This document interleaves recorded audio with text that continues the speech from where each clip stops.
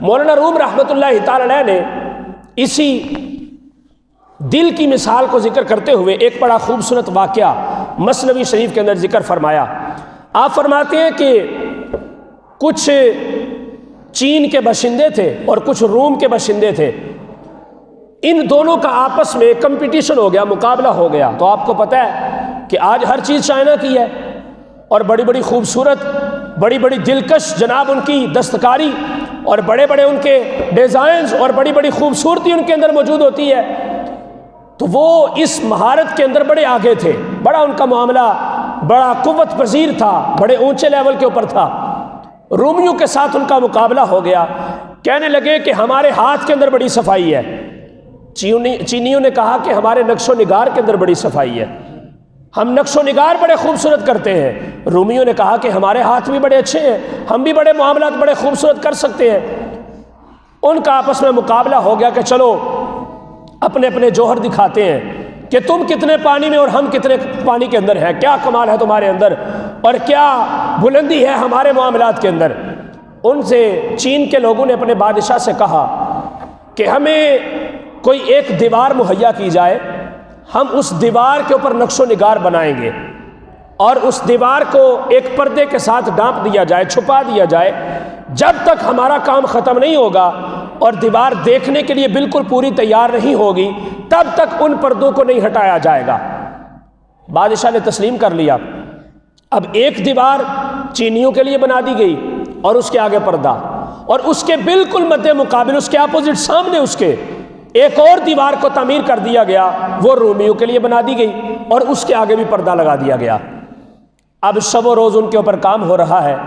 چین کے لوگ کیا کرتے ہیں، اپنے ہاتھوں سے وہاں پر کچھ پھول، کچھ ٹہنیاں، کچھ درخت یا اس طرح سے کچھ ڈیزائنز بنا رہے ہیں اور مہارت دکھا رہے ہیں اپنی، اور کوشش کر رہے ہیں کہ ہمارا کام سب سے زیادہ خوبصورت نظر آئے۔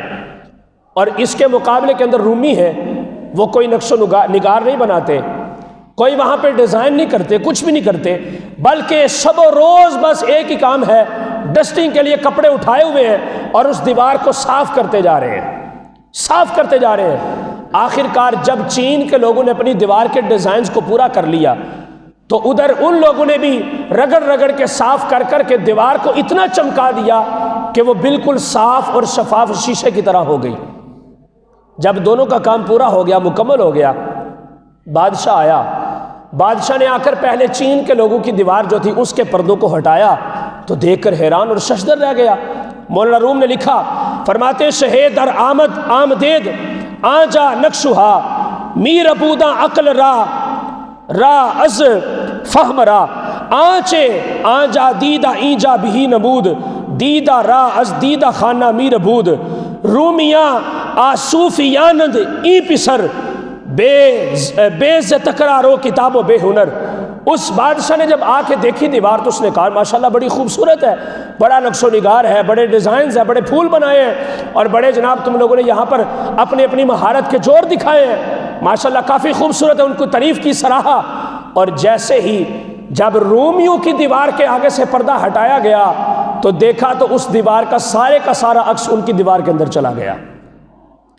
وہ شیشے کی طرح چونکہ چمک چکی تھی، صاف ستھری تھی، کوئی اس کے اوپر میل نہیں تھی، کوئی کچیل نہیں تھی، کوئی گرد و غبار نہیں تھا، کوئی ڈسٹ نہیں تھی، کچھ بھی نہیں تھا۔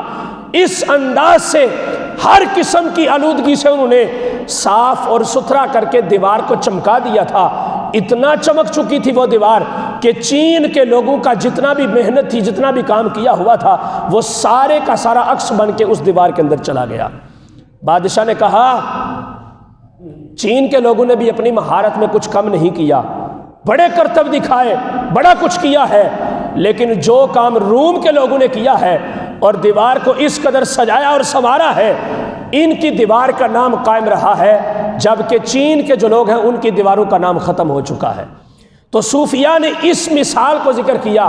مولانا روم فرماتے ہیں انسان اپنے دل کو اس انداز سے غیبت، چغلی، حسد، بغض، کینہ، عناد، تکبر، نخوت اور غرور سے اس انداز سے اپنے دل کو پاک اور صاف کرے اور اللہ کی بندگی اس کی بارگاہ میں عاجزی اور انکساری کے ساتھ اپنے دل کو جب جھکا لیتا ہے تو اللہ رب العزت اس قدر صاف اور شفاف دل کو اتنی رونق عطا فرما دیتا ہے کہ اللہ کے جلوے اس کے دل کے اندر نظر آنے شروع ہو جاتے ہیں، اللہ کے جلوے اس کے اندر نظر آنے شروع ہو جاتے ہیں۔ پھر وہ کیا ہوتا ہے، وہ جذب کی کیفیت کو اختیار کر لیتا ہے۔ پھر وہ بات آ جاتی ہے بہلول دانا کی، رو رہے تھے بازار میں بیٹھ کر، پوچھا بابا جی کیوں روتے ہیں؟ کہا ان کے اور اس کے درمیان صلح کروا رہا ہوں، رب کے اور رب کے بندوں کے درمیان صلح کروا رہا ہوں۔